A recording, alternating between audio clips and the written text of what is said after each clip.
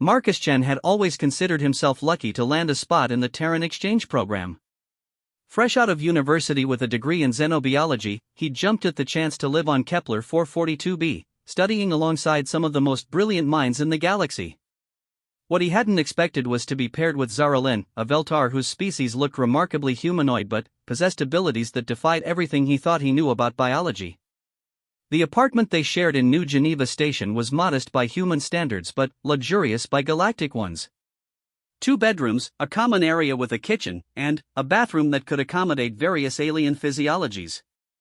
The walls were a soft blue that apparently helped Veltar concentration, though Marcus found it soothing too. For 3 months, their arrangement had worked perfectly. Zara Lin was quiet, studious, and incredibly organized. She kept to her schedule religiously, spent most of her time in her room or at the university lab, and always cleaned up after herself. Marcus had learned to respect her need for privacy, especially after she'd explained that Veltar had certain cultural practices that were considered very personal. That Tuesday started like any other. Marcus had finished his morning classes early and decided to grab his textbook from his room before heading back to the lab. He'd expected the apartment to be empty since Zara Lin usually had advanced quantum mechanics at this time. The front door slid open with its usual soft hiss, and he stepped inside, already mentally reviewing the cellular mitosis patterns he needed to study. He was halfway to his bedroom when he heard something that made him stop dead in his tracks. It was a sound unlike anything he'd ever heard before, a deep, resonant humming that seemed to vibrate through the walls themselves. The sound was beautiful and haunting, like whale songs mixed with wind chimes, but there was something else underneath it, something that made his skin tingle. Marcus stood frozen in the hallway, his textbook clutched to his chest. The sound was coming from Zara Lin's room, and her door was slightly ajar. He knew he should leave, should respect her privacy, but something about the melody held him captive. It spoke to something deep in his brain, some ancient part that recognized the sound as important, as meaningful. Before he could stop himself, he found his feet moving toward her door. The humming grew stronger, more complex, and he could see a faint blue light emanating from the crack in the doorway. His rational mind screamed at him to stop, to turn around and leave, but his curiosity as a xenobiologist overrode everything else. Marcus peered through the gap in the door and immediately wished he hadn't. Zara Lin stood in the center of her room, completely naked, her pale blue skin covered in patterns of bioluminescent markings that pulsed in rhythm with her humming. Her long silver hair floated around her as if she were underwater, defying gravity in impossible spirals. But it wasn't just her hair that was floating. Every object in her room, books, furniture, decorative items, all hovered in the air around her, rotating slowly in perfect orbital patterns. She was beautiful in a way that took his breath away, but it was more than physical beauty. There was something otherworldly about the scene, something that spoke to the fundamental forces of the universe itself. The bioluminescent patterns on her skin weren't random, they formed complex geometric shapes that seemed to shift and change with each note of her song. Marcus realized he was witnessing something sacred, something private and profound that he had no right to see. Heat flooded his face as he started to back away, but, in his haste, he bumped into the wall behind him. The soft thud was barely audible, but, to Zara Lin's enhanced hearing, it might as well have been a gunshot. The humming stopped abruptly. Every floating object in the room crashed to the floor with a tremendous clatter. The bioluminescent patterns on Zara Lin's skin flared bright blue before fading completely, leaving her looking pale and, suddenly, very human. For a moment that stretched into eternity, they stared at each other through the gap in the door. Zara Lin's large violet eyes were wide with shock and something that looked like fear. Marcus felt his stomach drop as he realized the magnitude of what had just happened. "I'm sorry," he whispered, his voice barely audible. "I didn't mean to. I thought you were in class. I'll go." But before he could move, Zara Lin spoke, her voice carrying an odd resonance that hadn't been there before. "Wait." The single word froze him in place. He watched as she quickly grabbed a robe from her bed and wrapped it around herself, though her hands were shaking. When she looked up at him again, there was something different in her expression, something desperate and calculating at the same time. "You saw," she said, and it wasn't a question. Marcus nodded miserably. "I'm sorry, Zara Lin. I know I shouldn't have. I'll pretend this never happened." "I won't tell anyone about whatever that was." "No," she interrupted, her voice sharp. You don't understand. You can't pretend this never happened because now you're involved whether you want to be or not. She moved to the door and opened it fully, studying his face with an intensity that made him uncomfortable. Her violet eyes seemed to be searching for something, evaluating him in a way that made him feel like a specimen under a microscope. What you just witnessed, she said slowly, was a Veltar ritual called the Song of Becoming. It's something we do when we reach emotional or spiritual crossroads, to help us understand our path forward. But, it's also something that's supposed to be completely private. In our culture, if someone witnesses your Song of Becoming without permission, it creates a sacred bond called kameth. Marcus felt his mouth go dry. What kind of bond? Zaralyn was quiet for a long moment, and, when she spoke again, her voice was barely above a whisper. The kind that binds our life forces together. According to ancient Veltar law, you now share my burden and my destiny. Whatever choice I was trying to make in that ritual, you're now part of it. The weight of her words hit him like a physical blow. I don't understand. What choice? What burden? She turned away from him and walked to her window, looking out at the sprawling city below. When she spoke again, her voice carried a heaviness that hadn't been there before. I've been living a lie, Marcus. My real name isn't Zaralyn Veleth, student of quantum mechanics. I'm Zaralyn Kathara, daughter of the High Counselor of the Veltar hegemony. I'm here on Kepler 442b as more than just a student, I'm a spy. Marcus felt the world tilt around him. A spy? For what? She turned back to him, and he could see tears gathering in her violet eyes. The Veltar government sent me here to study human resilience and adaptability. They want to understand how humans survived and thrived despite having no natural telepathic abilities, no advanced biotechnology, no innate connection to quantum fields. They want to know what makes humans so dangerous. Dangerous? Marcus's voice cracked. We're not dangerous. We're barely a level 2 civilization. Most of our population has never even left Earth. That's exactly what makes you dangerous, Zaralyn said, her voice growing stronger. Every other species in the galaxy gained their advanced abilities through millions of years of evolution or by inheriting technology from predecessor civilizations. Humans developed everything from scratch in just a few thousand years. Your rate of adaptation and innovation terrifies the galactic community. She moved closer to him, and he could see the bioluminescent patterns beginning to flicker faintly under her skin again. The High Council believes that humans are a threat to galactic stability. They think your species will eventually surpass everyone else technologically and economically, and they want to find a way to limit your expansion before that happens. Marcus felt sick. And you're here to help them figure out how to do that. I was, she said quietly. That was my mission when I arrived. But living with you, studying alongside humans, seeing your kindness and curiosity and determination, it changed everything. The Song of Becoming I was performing was supposed to help me decide whether to complete my mission or to defect and warn the human government about what's coming. The silence stretched between them, filled with the weight of revelation and implications neither of them fully understood yet. And now I'm involved in that decision, Marcus said finally. Zaralyn nodded. According to kameth law, yes. Your life force is now connected to mine. Whatever path I choose, you'll be affected by the consequences. If I complete my mission and return to the hegemony, you'll be compelled to come with me. If I defect and try to warn humanity, you'll share in whatever punishment the hegemony decides to inflict on traitors. Marcus ran a hand through his hair, trying to process everything she'd told him. How is that even possible? I mean, I know Veltar have some telepathic abilities, but actual life force bonding? The Song of Becoming opens neural pathways that normally remain dormant, she explained. When someone witnesses it without proper preparation or protection, those pathways can link to theirs. It's an ancient mechanism, probably evolved as a survival trait to ensure that Veltar would always have allies in times of crisis. She looked at him with an expression that was part apology, part desperation. I'm sorry, Marcus. I never wanted to involve you in this. But, now that you are involved, I have to ask you something, and I need you to answer honestly. Marcus braced himself. What? Do you trust me? The question hung in the air between them. Marcus studied her face, seeing past the alien features to the person he'd lived with for 3 months. He thought about her careful organization, her quiet consideration for others, the way she always asked before using something that belonged to him. He remembered the times she'd helped him with his quantum physics homework, patiently explaining concepts that came naturally to her but challenged him.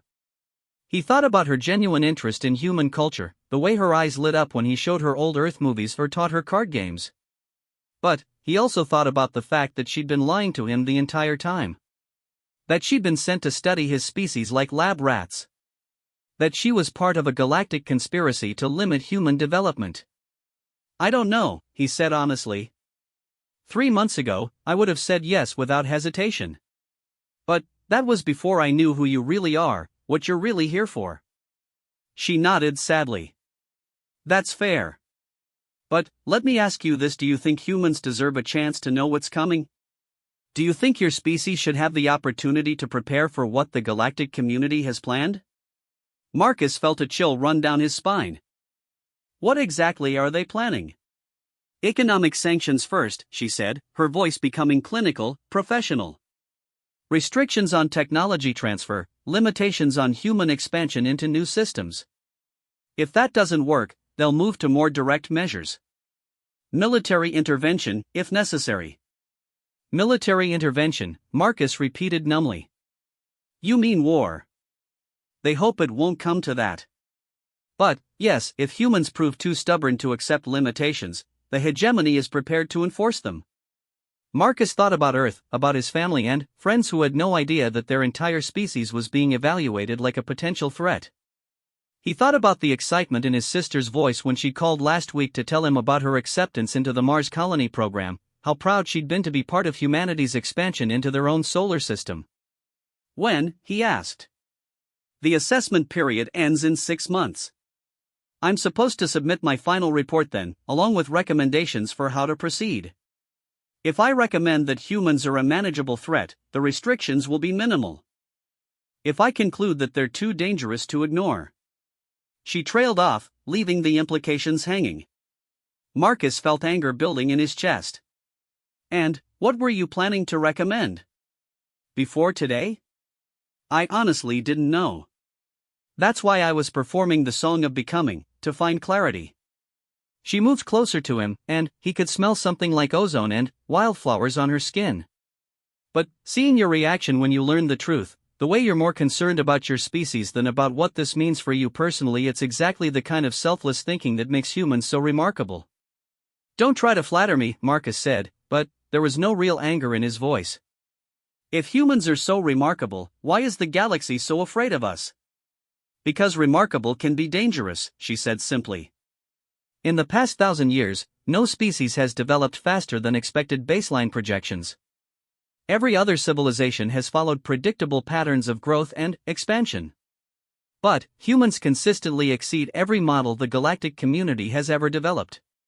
She gestured toward the window, toward the bustling city beyond. "This station was built by a consortium of 12 different species over the course of 50 years. Humans have been part of the galactic community for less than a century, but your engineers have already proposed improvements to the design that the original builders never considered. Your scientists are making breakthroughs in fields that other species have been studying for millennia." Marcus thought about his own research, about the cellular regeneration techniques he'd been developing by combining human medical knowledge with Veltar biotechnology. Just last week, his professor had told him his work was proceeding faster than anyone had expected. "So our crime is being good at learning and adapting?" he asked. "Your crime is being unpredictable," she corrected. "Galactic civilization depends on stability, on everyone following their designated role and staying within expected parameters. Humans threaten that stability simply by existing."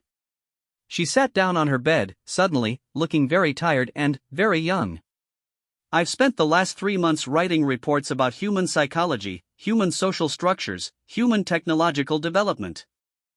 Every report I send back makes the High Council more nervous.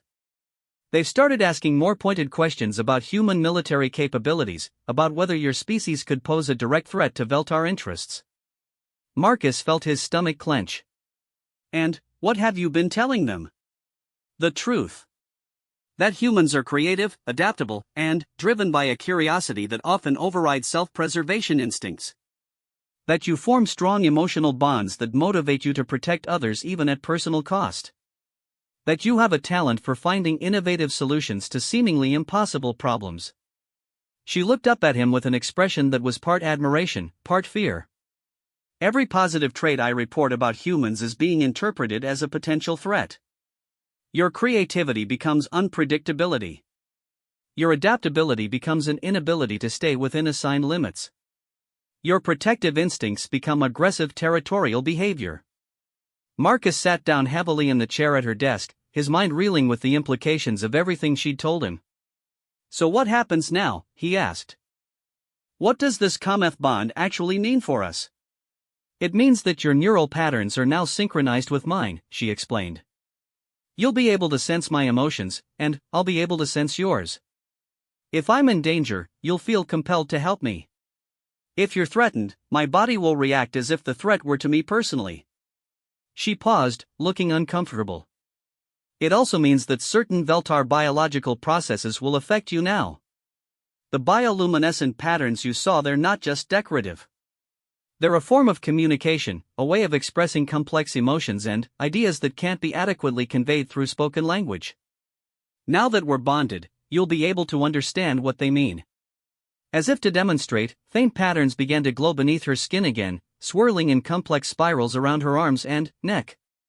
Marcus stared at them, and, suddenly, he could feel what she was feeling, a mixture of fear, guilt, hope, and something that might have been affection.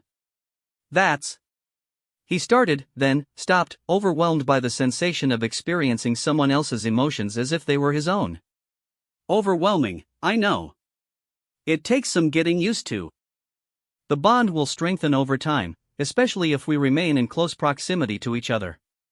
She stood up and began pacing, the patterns on her skin shifting to reflect her agitation.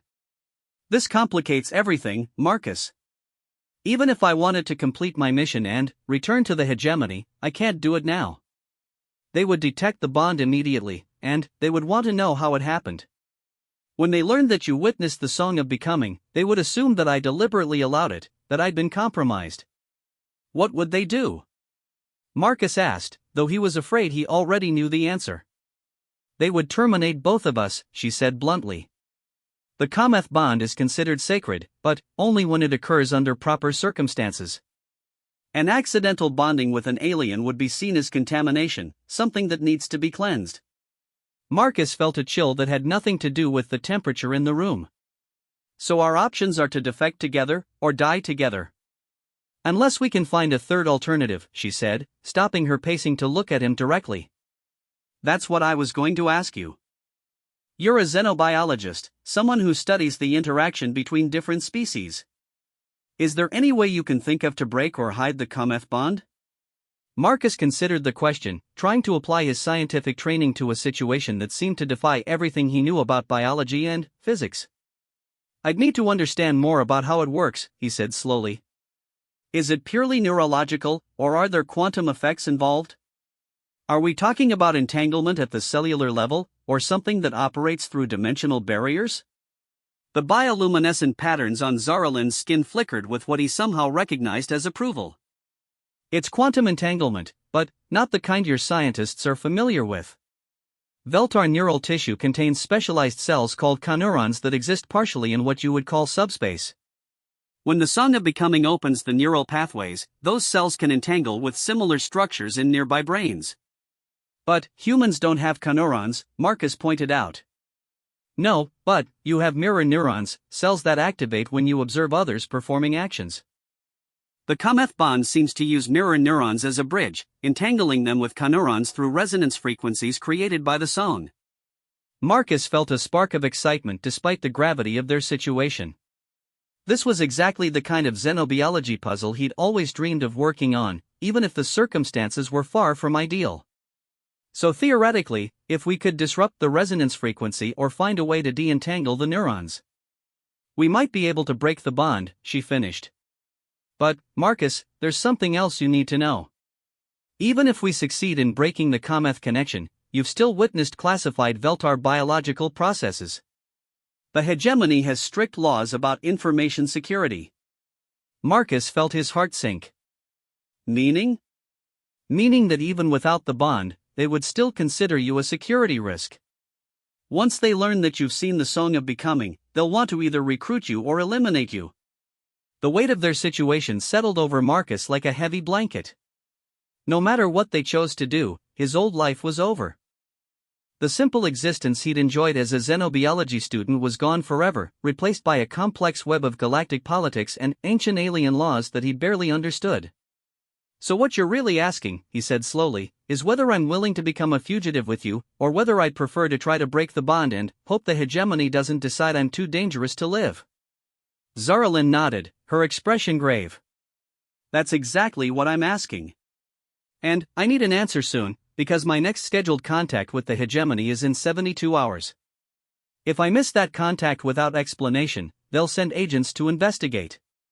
Marcus stood up and walked to the window, looking out at the alien city that had become his home. In the distance, he could see human and alien students walking together across the university campus, sharing knowledge and building friendships that crossed species barriers. It was exactly the kind of future he'd always hoped for, the reason he joined the exchange program in the first place. The irony wasn't lost on him. He'd come here to help build bridges between humans and aliens, only to discover that some aliens saw those bridges as threats to be eliminated. "If we do this," he said without turning around, "if we try to warn humanity about what's coming, what exactly are we up against? I mean, how powerful is the Veltar hegemony compared to human military capabilities?" "There's no comparison," Zaralyn said quietly. "The hegemony has been spacefaring for over 10,000 years. Their ships can cross the galaxy in days where human vessels take months. Their weapons can destroy planets, and their defensive systems can withstand anything in the human arsenal." Marcus felt his heart sink further. "Then, what's the point of warning anyone? If humanity can't fight back against that kind of power, what difference does it make if we know it's coming?" "Because humans are remarkable," she said, and there was something like admiration in her voice. "Every other species that's faced hegemony pressure has either submitted immediately or been destroyed. But humans have a talent for finding solutions that nobody else considers. Maybe you can't match hegemony military power directly, but you might find a way to make the cost of controlling humanity higher than the benefit." She moved to stand beside him at the window, and he could feel her emotions through the growing bond, a mixture of hope and desperation that mirrored his own feelings. "Besides," she added, "we wouldn't be alone. There are other species in the galaxy that are uncomfortable with hegemony dominance. Some of them might be willing to support human independence if they thought you had a chance of success." Marcus thought about that, about the possibility of galactic alliances and interstellar conflicts on a scale he'd never imagined. It should have been terrifying, and it was, but it was also strangely exciting. This was history in the making, the kind of moment that would be remembered for centuries. "What about your people?" he asked. "I mean, not the government, but regular Veltar citizens." "Do they support their government's plan to control humanity?" "Most of them don't even know about it," she admitted. "The High Council keeps their population focused on internal affairs. But, among those who do know, opinion is divided. Some believe that limiting human expansion is necessary for galactic stability. Others think that diversity of thought and approach makes the galaxy stronger." She was quiet for a moment, then continued.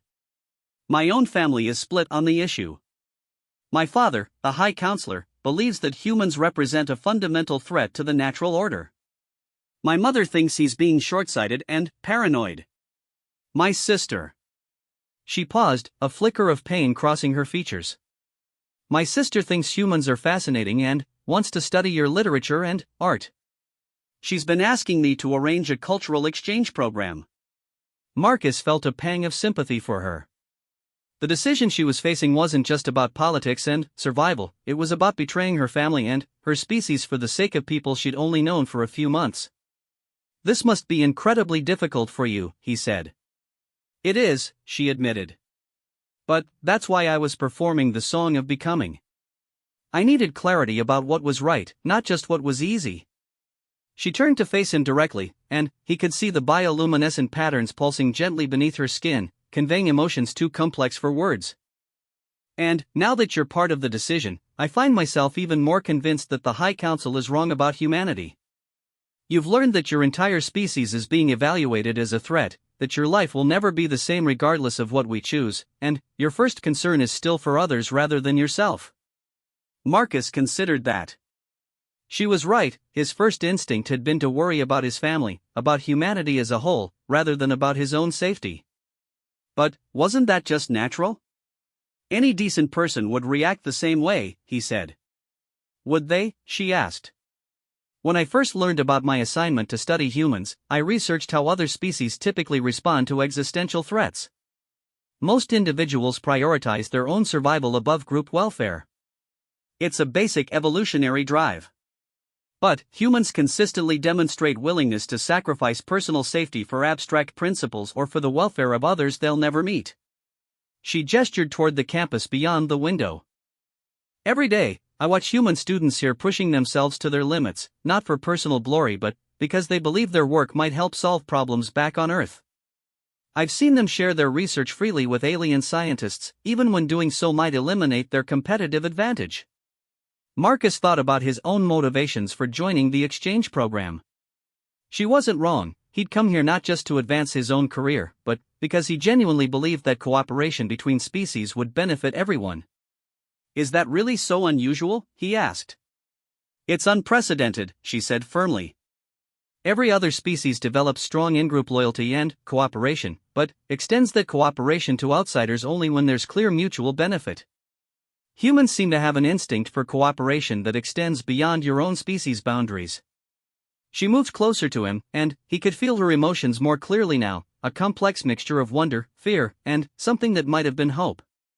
That's what terrifies the High Council. They can predict and manage species that behave according to standard evolutionary patterns.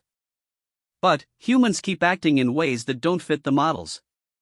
They can't figure out how to control a species that might sacrifice their own interests for abstract principles.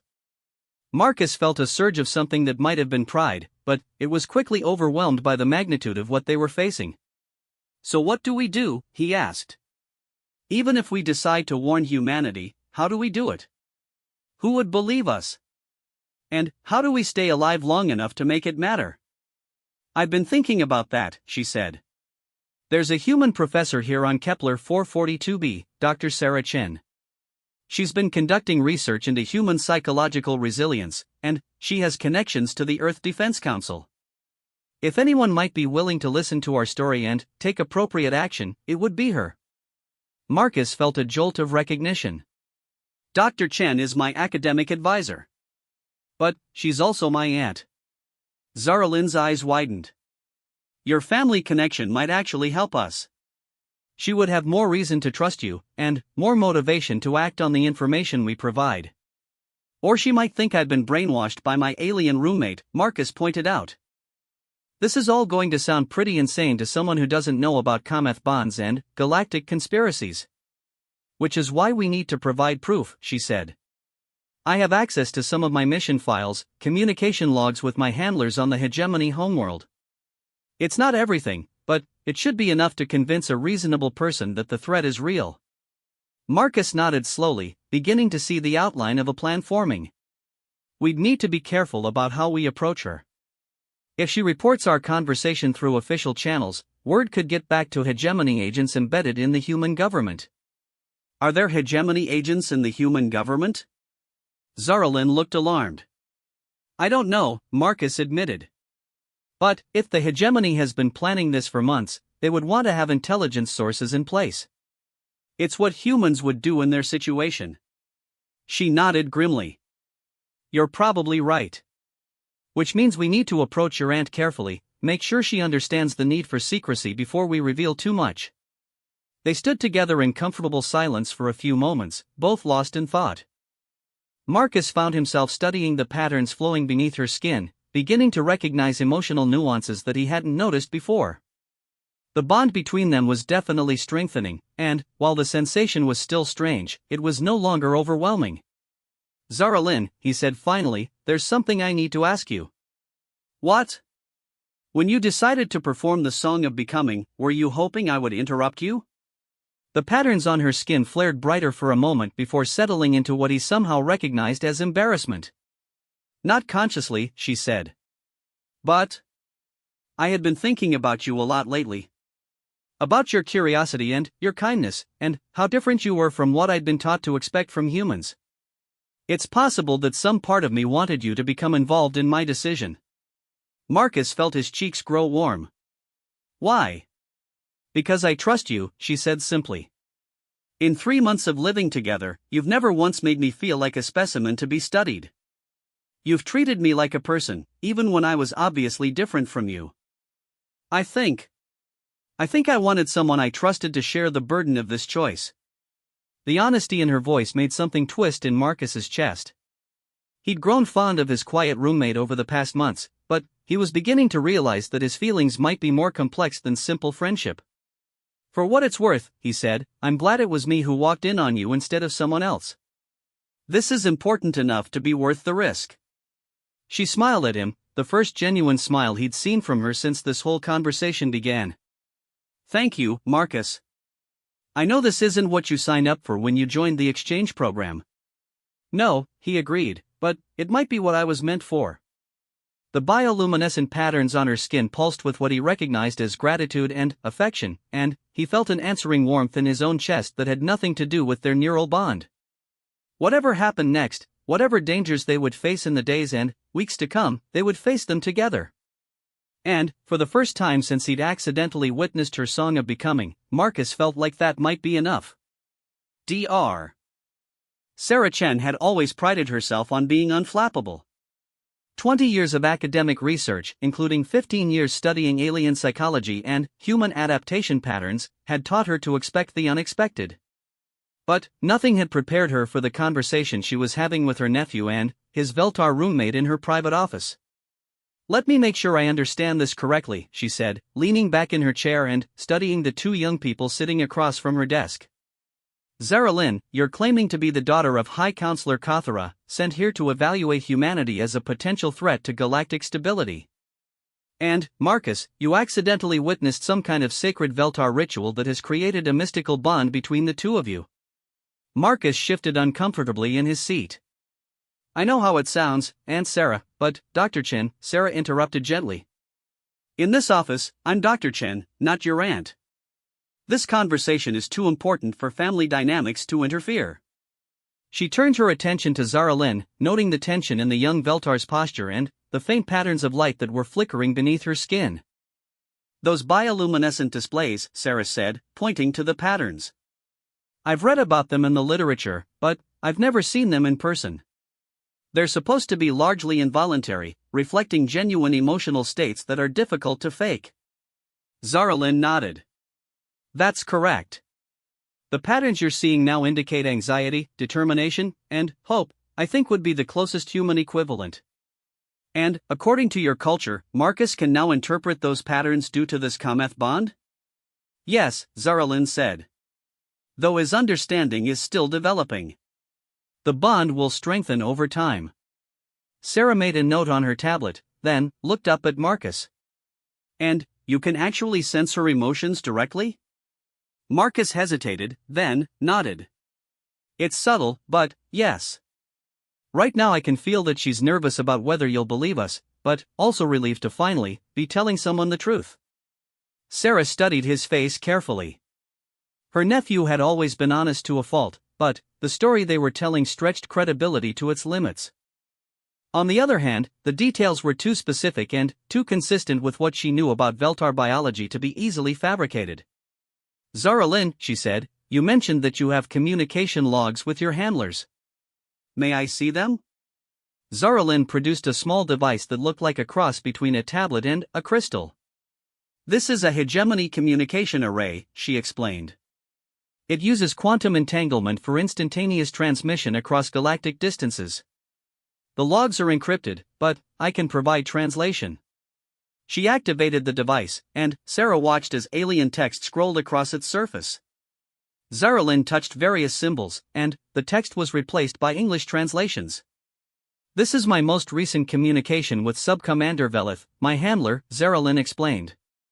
As you can see, he's asking for updated assessments of human military capabilities and psychological profiles of key political leaders. Sarah read through the translated logs, her expression growing more serious with each entry. The communications detailed specific human technologies, political movements, and even academic research projects. Several entries mentioned her own work on human resilience and adaptation. According to this, she said slowly, the hegemony has been monitoring human development for at least 5 years. They have detailed files on our space program, our artificial intelligence research, even our genetic therapy advances. That's correct, Zaralin confirmed. The hegemony has been concerned about human technological acceleration since you first achieved faster-than-light travel. When humans began establishing colonies outside your home system ahead of all projected timelines, that concern became alarm. Sarah felt a chill run down her spine. And their solution is to impose restrictions on our expansion? Initially, yes. Economic sanctions, technology transfer limitations, restricted access to certain star systems. But, if those measures prove ineffective? Zaralin trailed off, letting the implication hang in the air. Military intervention, Sarah finished. They're prepared to go to war with humanity to prevent us from becoming what they consider a threat. Marcus spoke up. Dr. Chen, what are humanity's actual military capabilities compared to what Zaralin describes? I mean, could we defend ourselves if it came to that? Sarah was quiet for a long moment, considering how much she could safely reveal. Her work with the Earth Defense Council had given her access to classified information about human military preparedness, but that information was supposed to remain strictly confidential. I can't give you specific details, she said finally, but I can tell you that humanity's military strategists have always assumed we would be the least advanced species in any hypothetical galactic conflict. Our defensive planning has focused on deterrence rather than direct confrontation. What kind of deterrence? Zaralin asked, genuinely curious. Sarah hesitated, then decided that the circumstances warranted some degree of transparency. Economic integration, mainly. The theory has been that if we make ourselves valuable enough as trading partners and research collaborators, other species would have more to gain from peaceful relations than from conquest. Zaralin's bioluminescent pattern shifted to what Marcus was beginning to recognize as surprise mixed with admiration. That's actually quite sophisticated, she said. Most species rely on military strength or alliance networks for protection. Using economic interdependence as a defensive strategy is very human. But, would it work against the Veltar hegemony? Marcus asked. Probably not, Zaralin admitted. The hegemony is largely self-sufficient economically. They might be willing to sacrifice some trade benefits to eliminate what they perceive as a long-term existential threat. Sarah leaned forward in her chair. Zaralin, you mentioned that not all Veltar support the government's position on humanity. Are there factions within your society that might be willing to oppose these plans? There are, she confirmed. Mostly younger Veltar who believe that diversity of thought and approach makes the galaxy stronger. But they don't have much political power, and they certainly couldn't prevent military action if the High Council decided it was necessary. What about other species? Sarah asked. Surely the Veltar aren't the only advanced civilization in the galaxy. Are there others who might support human independence? Zaralin considered the question carefully. There are several species that have grown uncomfortable with hegemony dominance over the past few centuries. The Kepler Collective has been pushing for more democratic representation in galactic governance. The Andromedan Trade Guild resents hegemony control over shipping routes. The Zephyrian Republic has territorial disputes with hegemony expansion. She paused, looking thoughtful. But none of them would be willing to support humanity without some assurance that you could contribute meaningfully to their own defense. Alliance politics in the galaxy are very much about mutual benefit and demonstrated capability. Sarah made more notes, her mind racing with possibilities and implications. So what you're telling me is that humanity's best hope for maintaining independence might be to prove that we can be valuable allies rather than just protected clients. That would be my assessment, yes, Zaralin agreed. Marcus had been listening to this exchange with growing fascination, but now he spoke up with a question that had been nagging at him. Zaralyn, why are you doing this? I mean, I understand why the Cometh bond complicates your original mission, but you could still try to find a way to break the bond and complete your assignment. Why are you choosing to betray your own government? The patterns beneath Zaralyn's skin flickered through several different configurations before settling into something that conveyed deep sadness mixed with resolve. Because I've seen what humanity is capable of, she said quietly. Not just technologically, but morally. In 3 months of living among humans, I've watched your species consistently choose cooperation over competition, curiosity over fear, hope over despair. She gestured toward the window that looked out over the university campus. Every day, I see human researchers sharing their work freely with alien scientists, even when that sharing might disadvantage them personally. I've seen humans risk their own safety to protect alien students who were being harassed by xenophobic extremists. I've watched your species extend friendship and trust to beings who look nothing like you and think in ways completely foreign to your experience. Her voice grew stronger as she continued. That's not weakness, as the High Council believes. That's strength. That's the kind of thinking that could help solve problems the galaxy has been struggling with for millennia. The hegemony wants to limit human expansion because they're afraid of what you might become, but I think the real question is what the galaxy might become if humanity is allowed to flourish. Sarah felt a surge of something that might have been pride, but also a deep sense of responsibility. If Zaralyn was right, then the stakes of this situation were far greater than just human survival. They were talking about the future direction of galactic civilization itself. What's your timeline? She asked. When do you have to make contact with your handlers again? 47 hours, Zaralyn said.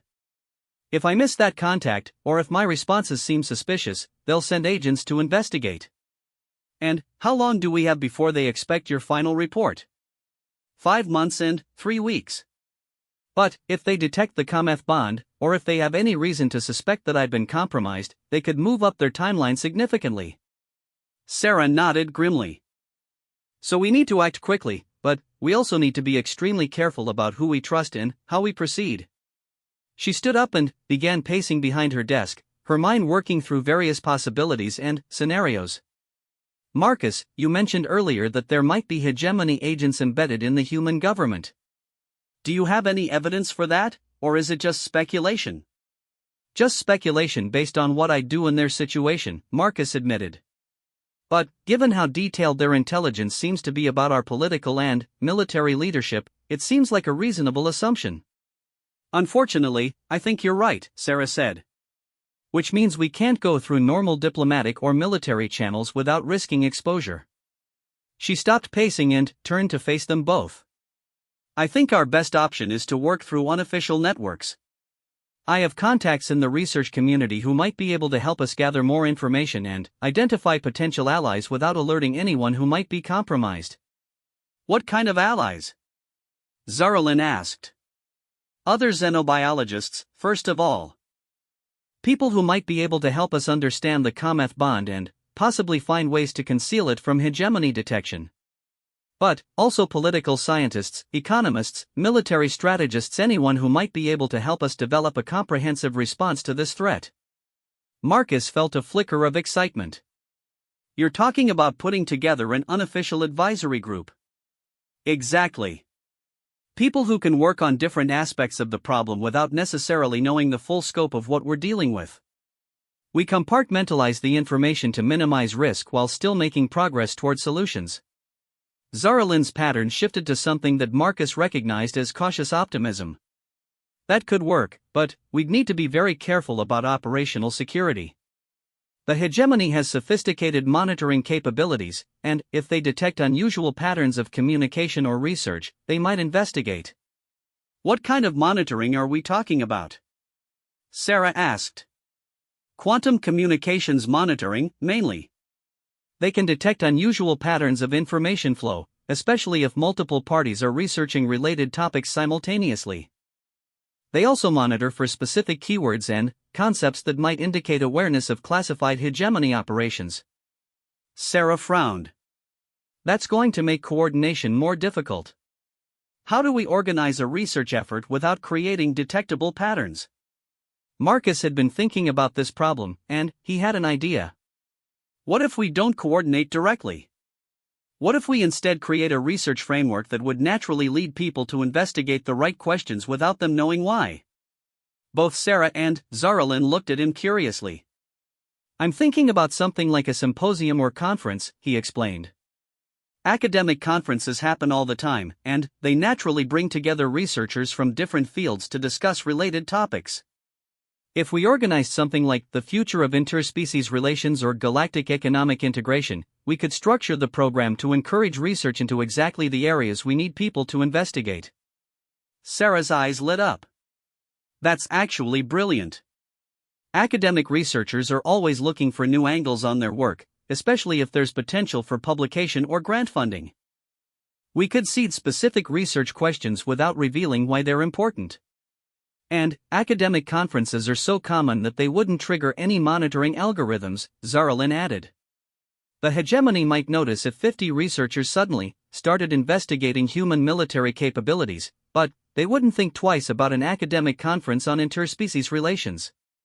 Sarah sat back down and began making notes more rapidly. This could work. I can reach out to colleagues at other universities, propose a multidisciplinary conference on galactic integration challenges. We'd need to be careful about the speaker selection and the topics we choose to highlight, but it's definitely feasible. She looked up at Zaralyn. Would you be willing to participate as a speaker? Your perspective as a Veltar student would be valuable, and it would give you a legitimate reason to be conducting research into human capabilities and galactic politics. I'd be honored, Zaralyn said. And it would provide excellent cover for the kind of information gathering we need to do. Marcus felt a surge of excitement as the plan began to take shape, but then a practical concern occurred to him. What about funding? Academic conferences are expensive, especially if we want to attract top researchers from across the galaxy. Sarah smiled. Leave that to me. The university has discretionary funds for promoting interspecies academic cooperation. I'm pretty sure I can get approval for a conference that furthers the university's mission of galactic integration. She paused, looking at both of them seriously.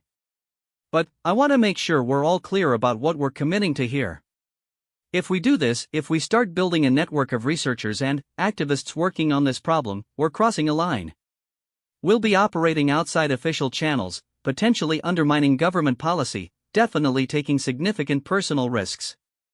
Marcus looked at Zaralyn, feeling her emotions through their bond. Determination, fear, hope, and something that might have been love for the species she was betraying her government to protect. I'm in, he said simply. So am I, Zaralyn added. But I want both of you to understand something. Once the hegemony realizes that I've defected, they won't just come after me. They'll target anyone they believe helped me or benefited from information I provided. Your lives will be in danger for as long as the hegemony considers humanity a threat. Sarah nodded soberly. How long do you think we have before they figure out what's happening? It depends on how careful we are and how quickly we make progress, Zaralyn said. If we can present a compelling case for human value as galactic allies before my defection is discovered, we might have a chance. But if they detect our activities before we're ready. She trailed off, letting the implication speak for itself. Then, we'd better make sure we're ready in time, Sarah said firmly. How quickly can we organize this conference? Marcus thought about the logistics involved. If we keep it small and focused, maybe 6 weeks? That would give us time to identify the right participants and prepare materials without rushing so much that we make mistakes. 6 weeks, Sarah repeated. And, Zaralyn, how much information can you provide to help us understand what we're up against? I have access to quite a bit of intelligence through my mission files, she said. Strategic assessments of human capabilities, hegemony military doctrine, political analyses of key galactic powers. I can also provide cultural and psychological insights that might help in developing diplomatic approaches. She paused, looking uncomfortable. But there's something else I should tell you. My sister, Carolyn, is scheduled to arrive here in 4 weeks as part of a cultural exchange program she's been planning. She doesn't know about my real mission, but she's very perceptive. If she suspects that something is wrong, she might report her concerns to our father. Marcus felt his stomach drop. Could she detect the Cometh bond? Possibly. She's been studying human psychology and might notice behavioral changes that indicate neural bonding. But she's also the most sympathetic member of my family when it comes to human rights. If we approach her carefully, she might be willing to help us. Sarah made another note. One more potential ally, or one more security risk. Both, Zaralyn admitted. They spent the next 2 hours working through the details of their plan. Sarah would begin reaching out to colleagues to gauge interest in the conference. Zaralyn would compile intelligence reports and cultural analyses that could help inform their strategy. Marcus would work on developing research frameworks that would guide conference participants toward useful discoveries without revealing the underlying purpose. As they were wrapping up their planning session, Sarah turned to Marcus with a question that had been nagging at her. Marcus, I have to ask this as both your advisor and your aunt. How are you handling all of this emotionally? This is an enormous burden for someone your age, especially given your personal connection to Zaralyn. Marcus felt heat rise in his cheeks. What do you mean? I mean that it's obvious you care about her as more than just a roommate or a research partner. The way you look at her, the way you respond to her emotions through this bond, you're falling in love with her, aren't you? Marcus looked at Zaralyn, seeing understanding and something that might have been affection in her violet eyes. The patterns under her skin were glowing with what he now recognized as warmth and vulnerability. Yes, he said quietly. I think I am. Sarah nodded. And, Zaralyn, how do you feel about that? The bioluminescent patterns on Zaralyn's skin shifted through several complex configurations before settling into something that conveyed deep emotion. In Veltar culture, the Cometh bond is considered one of the most intimate connections possible between two beings, she said softly. It's not romantic love in the human sense, but it's something deeper. A joining of souls, if you believe in such things. She looked at Marcus directly.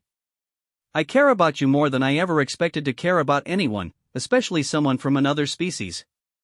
Whether that constitutes love in the way humans understand it, I'm not sure. But I know that I would rather face whatever comes next with you than return to the life I had before. Marcus felt his heart skip a beat. The emotion flowing between them through the bond was complex and powerful, and he realized that whatever human Veltar relationships might be possible, theirs was already far deeper than simple friendship. Sarah watched this exchange with the eye of someone who had spent years studying interspecies psychology. You two need to understand that your relationship is going to complicate everything, she said gently. Romantic attachments between species are rare enough to draw attention, and, given Zaralyn's identity and your situation, that attention could be dangerous. We know, Marcus said. But it's not something we can just turn off. I'm not asking you to, Sarah assured him. But I am asking you to be careful. Don't let your feelings for each other cloud your judgment about the larger situation. Too many lives are at stake for personal considerations to override strategic thinking. Zaralyn nodded. Dr. Chen is right. The Cometh bond makes it difficult for us to think clearly about risks to each other, but we have to try to maintain perspective. She stood up and moved to the window, looking out at the campus where students and faculty from dozens of different species worked together in apparent harmony. Sometimes I wonder what the galaxy would be like if everyone could experience the kind of connection Marcus and I share. If beings from different species could truly understand each other's thoughts and emotions, would there still be wars and conflicts over resources and territory? Maybe not, Sarah said thoughtfully.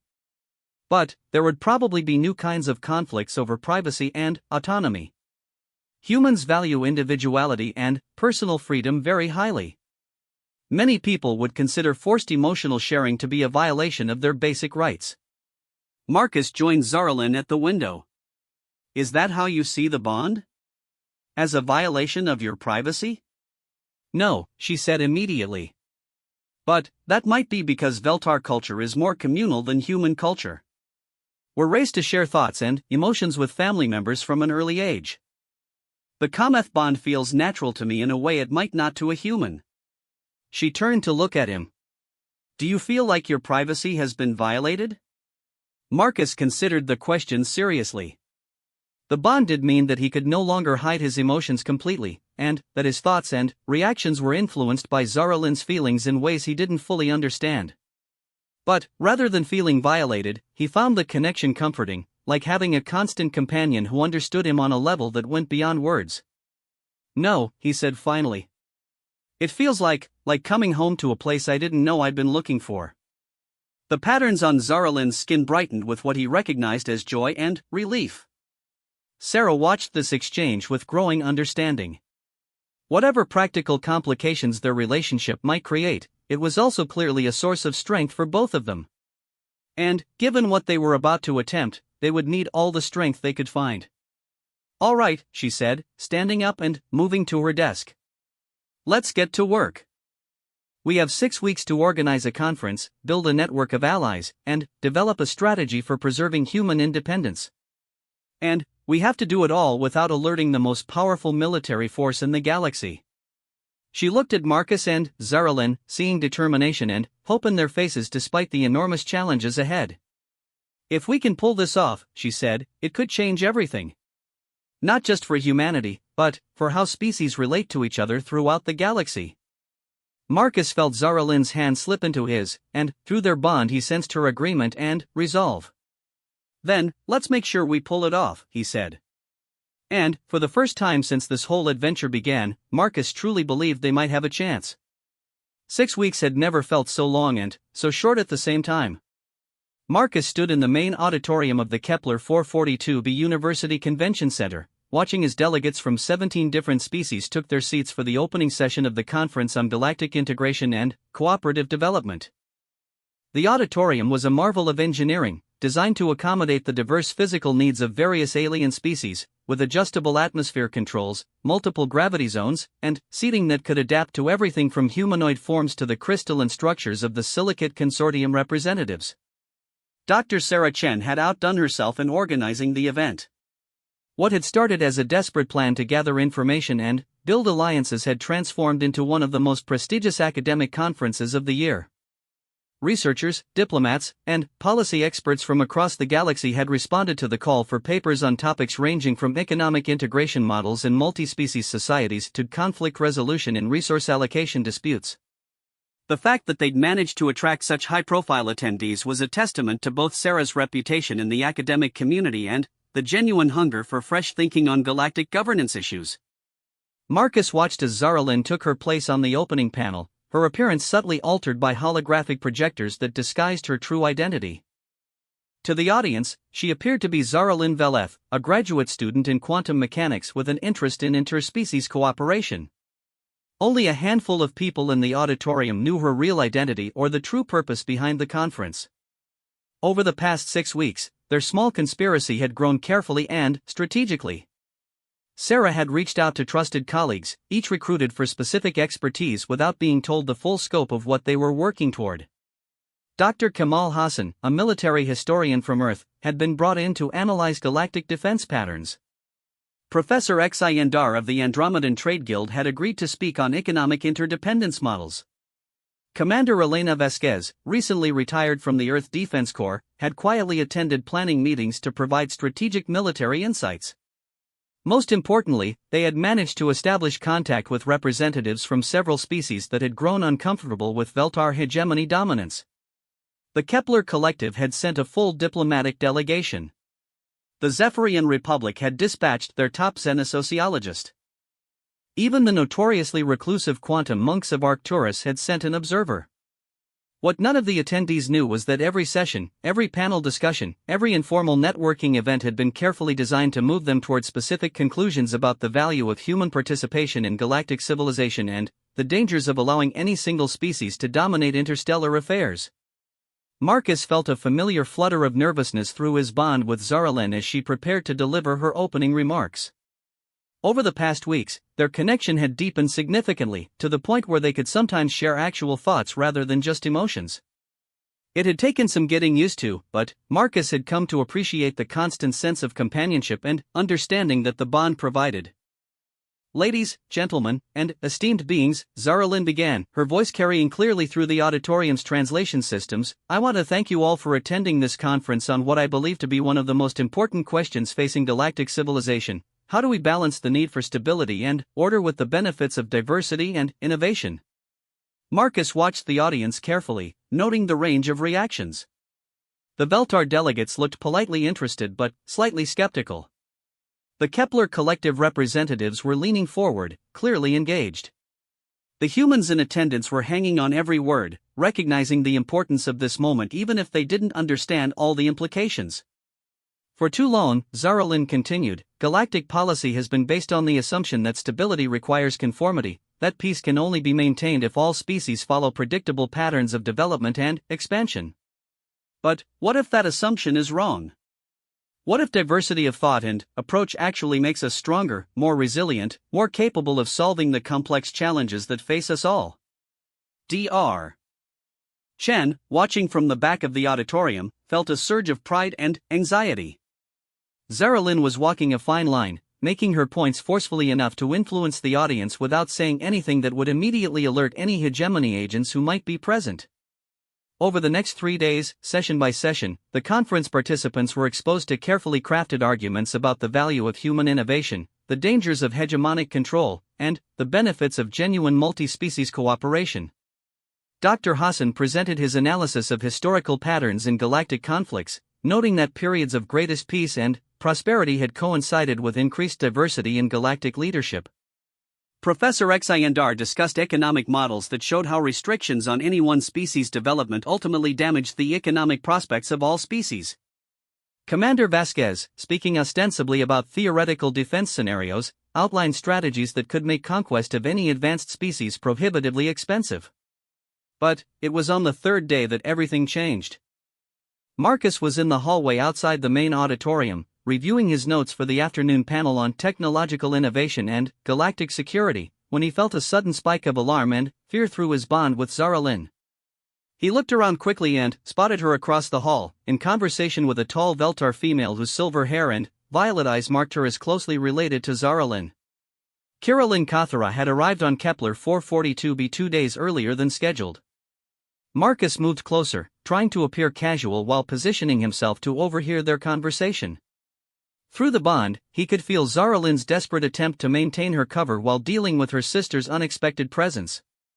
"I'm so excited to finally meet some of your human friends," Kirillin was saying, her voice carrying the musical quality typical of Veltar speech. "Father has told me so much about your research into human psychology. I can't wait to hear your insights." Marcus felt Zaralin's spike of panic at the mention of their father. If Kirillin had spoken to High Counselor Kathara recently, she might know things about Zaralin's mission that could expose their entire operation. "My research has been enlightening," Zaralin replied carefully. "Humans are far more complex than I initially expected." Kirillin tilted her head, studying her sister's face with the intense attention that Marcus had learned to associate with Veltar analysis of emotional states. "You seem different, sister. There's something in your neural pattern that I don't recognize. Have you been experiencing stress from your studies?" Marcus felt his heart rate spike. If Kirillin detected the Cometh bond, their entire plan could collapse in minutes. He had to do something to distract her or redirect the conversation. He approached the two sisters with what he hoped was a casual smile. "Zaralin, there you are. Dr. Chen wanted me to remind you about the pre-panel briefing." He turned to Kirillin with polite interest. "I don't think we've been introduced. I'm Marcus Chen, Zaralin's roommate." Kirillin's eyes widened slightly as she studied Marcus, and he felt Zaralin's alarm intensify through their bond. "Marcus Chen," Kirillin repeated slowly. "The xenobiology student. Zaralin has mentioned you in her communications home." "She had?" Marcus glanced at Zaralin, seeing confirmation in her expression. Apparently his existence hadn't been a complete secret from her family. "I hope she said good things," Marcus replied, trying to keep his voice light. "She has," Kirillin said, but her tone was thoughtful, analytical. "In fact, she's mentioned you quite frequently for someone who was supposedly just a roommate." Marcus felt the conversation spiraling toward dangerous territory.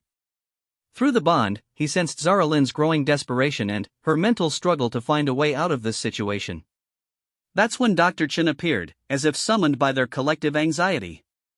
Miss Kathara, she said warmly, approaching Carolyn with the confidence of someone completely comfortable with high-level academic networking. I'm Dr. Sarah Chen, the conference organizer. I understand you're here as part of the cultural exchange program. I'd love to discuss your research interests and see if there might be opportunities for collaboration. Carolyn turned her attention to Sarah, giving Zaralyn and Marcus a moment to exchange quick, meaningful glances. Through the bond, Marcus felt Zaralyn's gratitude and her continuing anxiety about what her sister might have detected. Dr. Chen, Carolyn replied with genuine enthusiasm. I've read your work on human psychological resilience. I'm particularly interested in your theories about adaptive stress responses in multi-species environments. As Sarah expertly drew Carolyn into a discussion about academic research, Marcus and Zaralyn made their escape toward the briefing room. But Marcus could feel through their bond that the encounter had rattled Zaralyn badly. "How much does she know?" he asked quietly as soon as they were alone. "I'm not sure," Zaralyn replied, her voice tight with stress. "Her arrival wasn't scheduled until next week, and she's asking questions that suggest she might have information I'm not aware of." "Could your father have told her about your real mission?" "It's possible.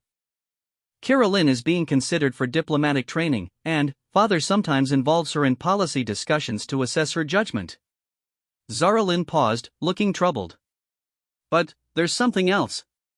The way she was looking at you, analyzing your interaction with me. I think she might have detected signs of the Cometh bond." Marcus felt his stomach drop. "What happens if she reports that to your father?" "Nothing good.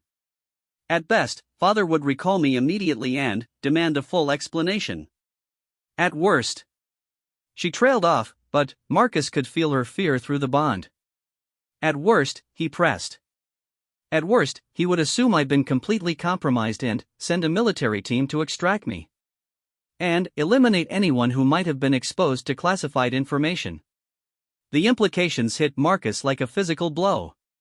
Not only would their conference be exposed as a cover operation, but everyone who had participated in their planning could be targeted for elimination. "We need to tell Dr. Chen," he said. "Agreed. But we also need to consider the possibility that we might have to abandon the conference and go into hiding immediately." They found Sarah in the briefing room, finalizing notes for the afternoon panel. When they explained the situation with Carolyn, her expression grew grave. "How long do you think we have before she makes contact with your father?" Sarah asked. "She usually communicates with family every few days," Zaralyn replied. "But if she's suspicious about something, she might reach out sooner." Sarah was quiet for a moment, thinking through their options. "Can we approach her directly? Explain the situation and ask for her help?"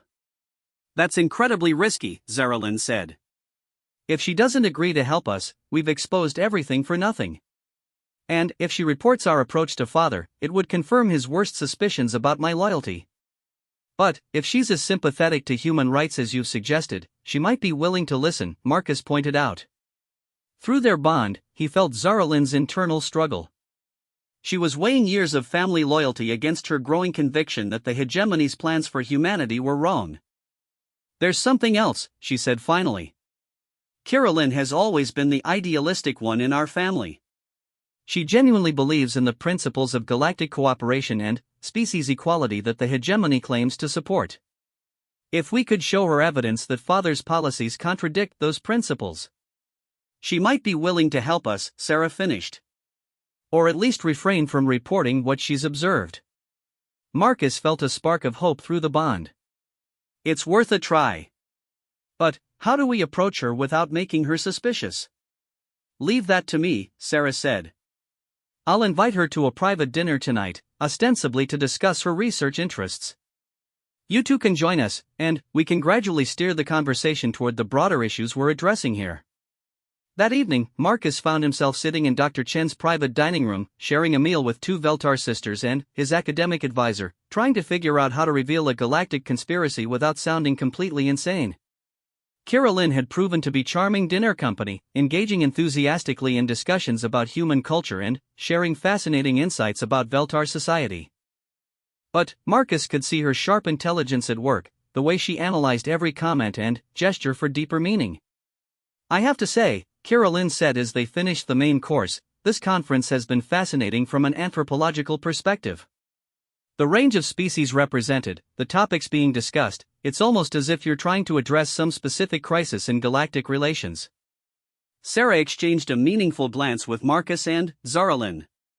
That's very perceptive, Sarah said carefully.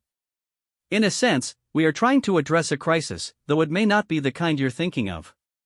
Carolyn leaned forward, clearly intrigued. What kind of crisis? Sarah took a deep breath. The crisis that occurs when one species becomes so dominant in galactic affairs that it feels justified in making unilateral decisions about the fate of other species. The words hung in the air like a challenge. Carolyn's expression shifted from curiosity to something more guarded, more analytical. That's a serious accusation, Dr. Chen. Are you suggesting that the Veltar hegemony has overstepped its authority in some way? Before Sarah could respond, Zaralyn spoke up. Sister, what would you say if I told you that Father has authorized military action against humanity based on the belief that humans represent an existential threat to galactic stability? Carolyn's eyes widened in shock. I would say that's impossible. Father believes strongly in diplomatic solutions and species self-determination. Does he? Zaralyn asked quietly. Or does he believe in diplomatic solutions as long as they result in outcomes the hegemony approves of? For the next hour, with careful revelations and documented evidence, they laid out the truth about Zaralyn's mission, the hegemony's plans for humanity, and the network of allies they'd been building to oppose those plans. Carolyn listened in growing dismay and disbelief, occasionally asking sharp questions that demonstrated both her intelligence and her moral framework. When they finished, she sat in stunned silence for several minutes. This can't be true, she said finally. Father would never authorize military action against a species that hasn't committed any aggressive acts. Wouldn't he? Zaralyn asked gently. What about the crystalline collective? What about the nomad fleets? Both of those species were restricted or relocated because the hegemony decided they posed potential threats to galactic stability. Carolyn's face went pale as she recognized the historical parallels. The crystalline collective had been forced to accept severe limitations on their expansion after the hegemony decided their rapid reproduction rate could lead to overpopulation. The nomad fleets had been confined to designated travel routes after their wandering lifestyle was deemed disruptive to established trade patterns. But those were different situations, she protested weakly. Were they? Marcus asked. Or were they examples of the same pattern we're seeing with humanity? A powerful species making unilateral decisions about what other species are allowed to become? Carolyn looked at her sister with an expression that combined hurt, confusion, and dawning understanding. You've been lying to our family for months. Yes, Zaralyn admitted. But I've been telling the truth about what I've learned. Humans aren't the threat Father believes them to be. They're a species with enormous potential to contribute positively to galactic civilization, if they're allowed to develop freely. And you formed a cometh bond with this human, Carolyn said, looking at Marcus with new understanding. That's what I detected earlier. The neural resonance patterns were unmistakable. Marcus felt his cheeks warm, but he met her gaze steadily. Yes. And, through that bond, I've learned more about Veltar culture and psychology than any human.